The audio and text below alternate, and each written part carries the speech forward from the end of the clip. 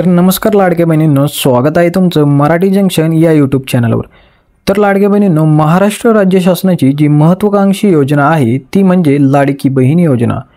ही योजना पुन्हा एकदा चर्चेत आली आहे। तर राज्य सरकारच्या मुख्यमंत्री माझी लाडकी बहीण योजनेअंतर्गत 15 ऑक्टोबर 2024 च्या मुदतीपर्यंत एकूण 2,69,00,000 महिलांनी अर्ज केले होते। त्यातील 2,58,00,000 महिला या योजनेच्या लाभासाठी पात्र ठरले आहेत आणि पात्र महिलांना जुलै महिन्यापासून पैसे सुद्धा मिळालेले आहेत। तसेच या योजनेअंतर्गत जुलै ते नोव्हेंबर आणि डिसेंबर या 6 महिन्यांचे पैसे पात्र महिलांच्या खात्यात जमा करण्यात सुद्धा आलेले आहेत। तर मित्रांनो, महत्त्वाचं म्हणजे जानेवारी महिन्याचा हप्ता कधीपर्यंत लाडक्या बहिणींच्या खात्यामध्ये जमा करण्यात येणार आहे ते आपण आजच्या या व्हिडिओच्या माध्यमातून जाणून घेणार आहोत। त्यामुळे आजचा हा व्हिडिओ शेवटपर्यंत नक्की पहा। तर लाडक्या बहिणींनो, आतापर्यंत तुम्हाला लाडकी बहीण योजनेच्या किती हप्त्यांची रक्कम तुमच्या बँक खात्यामध्ये जमा करण्यात आली आहे हे आम्हाला कमेंट करून नक्की कळवा। तर लाडकी बहीण योजनेचा जानेवारी महिन्याचा हप्ता हा मकर संक्रांतीच्या आधी महिलांच्या खात्यात जमा होणार आहे अशी माहिती समोर येत आहे। या अनुषंगाने शासन दरबारी हालचाली वाढल्या असल्याचा दावा सुद्धा सूत्रांकडून केला जात आहे। तर लाडक्या बहिणींनो, 14 जानेवारी 2025 च्या आधीच लाडकी बहीण योजनेचा 7वा हप्ता पात्र लाभार्थी महिलांच्या खात्यात जमा होणार आहे अशी दाट शक्यता वर्तवण्यात येत आहे। तसेच 2025 च्या अर्थसंकल्पानंतर लाडकी बहीण योजनेची रक्कम सुद्धा वाढवली जाणार आहे अशी माहिती समोर येत आहे। तर सध्या लाडकी बहीण योजनेच्या पात्र लाभार्थी महिलांना 1,500 रुपये प्रति महिना याप्रमाणे लाभ दिला जात आहे आणि 2025 च्या अर्थसंकल्पात ही रक्कम 1,500 वरून 2,100 रुपये करण्याबाबतचा निर्णय घेतला जाईल असे म्हटले जात आहे। मुख्यमंत्री देवेंद्र फडणवीस आणि मंत्री आदिती तटकरे यांनी अशी माहिती दिली आहे।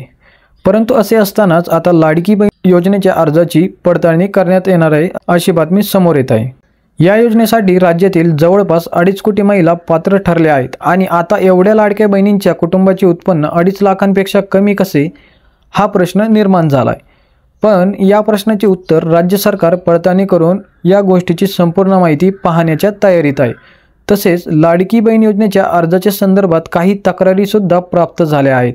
त्या अनुषंगाने लाडक्या बहिणींच्या अर्जांची फेरपडताळणी करण्याचे नियोजन सुरू असल्याची माहिती समोर येत आहे। लाडकी बहीण योजनेसाठी सरकारला 1,500 रुपयांप्रमाणे दरवर्षी 46,000 कोटी म्हणजेच प्रत्येक महिन्याला 3,870 कोटी रुपये द्यावे लागणार आहेत आणि प्रत्येकी 2,100 रुपये द्यायचा जर निर्णय झाला तर त्यासाठी सरकारला दरवर्षी 65,000 कोटी रुपये लाडक्या बहिणींना द्यावे लागणार आहेत। तसेच सरकारच्या तिजोरीची सद्यस्थिती पाहता एवढा निधी आणायचा कसा, तर हा मुख्य प्रश्न सरकारसमोर पडला आहे। तसेच वित्त विभागातील अधिकाऱ्यांनी सुद्धा या संदर्भात चिंता व्यक्त केली आहे। त्यामुळे लाडकी बहीण योजनेचा लाभ फक्त आणि फक्त पात्र महिलांनाच मिळावा या अनुषंगाने लाडकी बहीण योजनेच्या लाभार्थी महिलांच्या निकषांची पडताळणी करण्यात येणार आहे। जेव्हा लाडकी बहीण योजना सुरू झाली होती तेव्हा लाडकी बहीण योजनेचे अर्ज भरताना ज्या प्रकारे अंगणवाडी सेविकांची मदत घेतली होती त्याचप्रमाणे त्याच अंगणवाडी सेविकांच्या माध्यमातून अर्जांची फेरपडताळणी करण्यात येणार आहे असे वरिष्ठ अधिकाऱ्यांनी सांगितले आहे। त्यामुळे आता अपात्र अर्जांची पडताळणी कशी होणार याकडे संपूर्ण राज्याचे लक्ष वेधले आहे। तर मित्रांनो, आता आपण लाडकी बहीण योजनेचे निकष थोडक्यात समजून घेऊयात। लाडकी बहीण योजनेचा लाभ हा राज्यातील 21 ते 65 वर्षे वयोगटातील महिलांना दिला जात आहे आणि वार्षिक 2.5 लाख रुपयांपेक्षा अधिक उत्पन्न असणाऱ्या कुटुंबातील महिलांना याचा लाभ मिळणार नाही। तसेच ज्या कुटुंबात 4 चाकी वाहन आहे अशा कुटुंबातील महिलांना या योजनेसाठी अपात्र ठरवण्यात येणार आहे। तसेच ज्या महिलांच्या किंवा शेतकऱ्यांच्या कुटुंबात ट्रॅक्टर असेल तर त्या महिलांना या योजनेचा लाभ दिला जाणार आहे। परंतु ट्रॅक्टर सोडून दुसरी कोणतेही 4 चाकन वाहन असेल तर त्यांना या योजनेचा लाभ दिला जाणार नाही।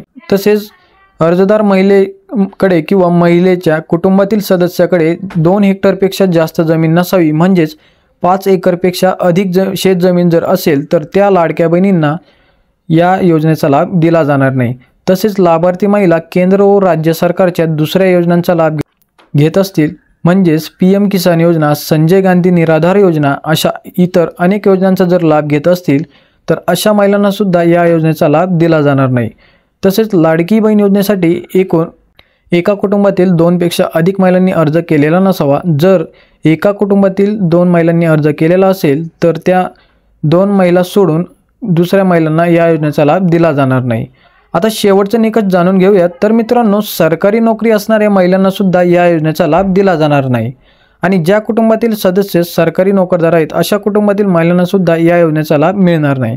तर लाडक्या बहिणींनो, आजचा हा व्हिडिओ कसा वाटला कमेंट करून नक्की सांगा आणि तुम्हाला आतापर्यंत लाडकी बहीण योजनेच्या किती हप्त्यांची रक्कम तुमच्या बँक खात्यामध्ये जमा करण्यात आली आहे हे सुद्धा आम्हाला कमेंट करून नक्की कळवा।